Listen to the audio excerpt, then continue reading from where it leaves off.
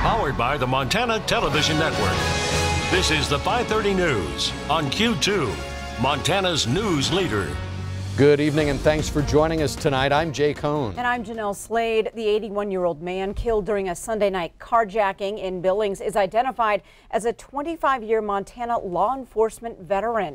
William Joy, the former Bighorn County Sheriff, was abducted from a Billings post office, murdered in his own vehicle, his body then left in a middle school parking lot.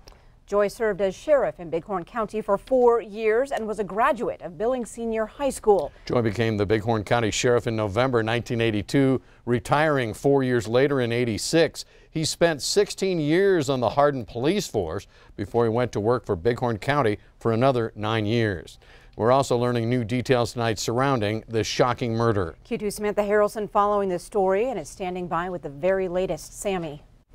Jay and Jeanelle, the suspect, Donald Gray Jr., a transient from North Carolina, made his first appearance in court this afternoon.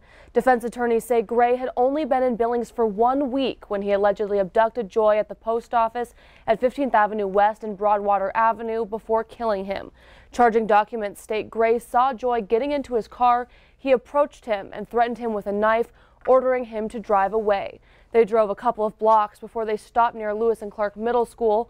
Gray told police Joy became combative and was trying to attract attention, so he stabbed him multiple times in the chest, dumping the body at the school. Gray was arrested by officers a short time later after he was pulled over for a traffic violation. He was transported to jail where officers say he confessed to the crime. He's being held tonight on $1 million bond, and Billings police are now asking for the public's help in locating the knife used in the murder.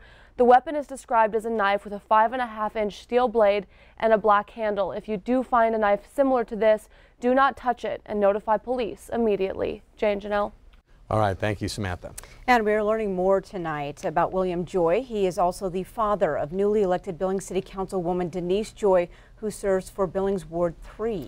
Tonight, Billings Mayor Bill Cole said a statement to Q2 News saying this, quote, "We extend our sincere condolences to Denise and her whole family.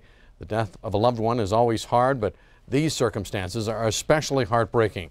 I encourage us all to support and pray for the Joy family as we stand together in the fight against senseless violence in our community," end quote. In other news tonight, the evidence technician fired in February by the Billings Police Department for stealing drug evidence appears in court for the first time today. 38-year-old Rollin Strizich is now charged with tampering with public records or information after she admitted to stealing close to 1,000 pills collected as evidence in more than 130 cases. Strizich was released on her own recognizance, but under the court order, she is to have no contact with anyone in the Billings Police Department. In January of 2017, she contacted a supervisor and confessed to stealing pills from the facility for her own personal use. Charging documents state she told her supervisor she was aware of surveillance cameras within the facility, but says she didn't care if she got caught. Now, it was during this investigation into this case that department officials learned Strizich had sex with 3 Billings police officers on city property or while they were on duty. The Montana Public Service Commission today gave its approval to a deal that includes $4.5 million for the town of Colstrip. On a vote today of 4-1, the PSC voted to approve the sale of Spokane-based Avista Corporation to a Canadian utility. Avista is part owner of Colstrip Units 3 and 4. Those are the newer of the 4 Colstrip plants. As part of the deal, Avista agrees to give the town of Colstrip $4.5 million, money that will help with the town's transition to a post-coal future. Still, though, Avista CEO Scott Morris told the Montana PSC just last month he does not see the 2 newer Colstrip plants shutting down anytime soon. Montana PSC Commissioner Tony O'Donnell of Billings cast the lone vote against that sale today. Now, for the sale to be completed, Avista also needs the approval of the utility commissions in the states of Oregon, Washington, Idaho, and Alaska. Officials with the Federal Emergency Management Agency, or FEMA, are here in Montana this month to tally damage estimates related to springtime flooding. Now, FEMA employees are spread out across the state, working with state and local officials. They're putting together detailed information on what was damaged by the high water and what was spent in terms of overtime and fuel costs during the initial flood response. So we're trying to do everything we can to make sure that the essential infrastructure that lets us live our everyday life is up and running. I mean, in some parts of the country, and I've seen this time and time again, a single road is your lifeline. That's where you go to get your mail, your groceries, maybe your prescriptions. So we're working hard with the state and the locals to make sure that this crucial infrastructure in Montana is being assessed so we fully understand the pain points in the state, what damage was done as a result of this flooding. Now, as far as timeline, Green says FEMA workers are working as fast as they can to complete the accurate assessment. Green says citizens who suffered property damage during the spring floods should first contact their local emergency management officials so that information can be included on FEMA's final report. In Bozeman, the police department is spending more time these days on social media in an effort to solve crimes. Part of that effort involved special training last week. MTN's Mallory Peebles brings us the details. Officers typically hit the streets to find bad guys, but with the prevalent use of social media like Facebook, Instagram, and Snapchat, more and more officers are now hitting the web. Even if you're not friends with Captain Andy Knight, chances are you've seen his Facebook posts. When we send out suspects, people love that. He heads up the Support Services Division. Community outreach, we do a lot of the hiring, we do code compliance. And they run the Bozeman Police Department Facebook page. There you'll find posts about community events involving BPD, plus requests for help from the public. Like Monday, surveillance images were posted of shoplifting suspects and their getaway vehicle. We reached 9,400 people looking for these folks. Captain Knight says because of the high traffic online, social media is a good place to gather tips. You might see it on the news real quickly.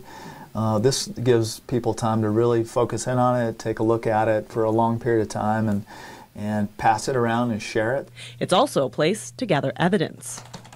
Deputy Chief Jim Veldkamp was among a handful of law enforcement from around the state who recently attended some training on social media uses in investigations. There's always new ways people are going about using computers to facilitate, again, not only negative behaviors, some positive behaviors, but in some instances crimes. And so yes, we have to have an increasing amount of knowledge and awareness to know what to be looking for, where to go, and how to extract that data. Whether friends or foes, Bozeman Police Department will continue to use the internet to keep an eye on the community they're tasked with protecting. If you'd like to follow the Bozeman Police Department, visit our website for links. Reporting from Bozeman, Mallory Peebles for MTN News. Thanks, Mallory. Now, the Bozeman Police Department is one of 3 agencies across the state using a forensic lab focused on extracting digital data from computers and cell phones for use as evidence.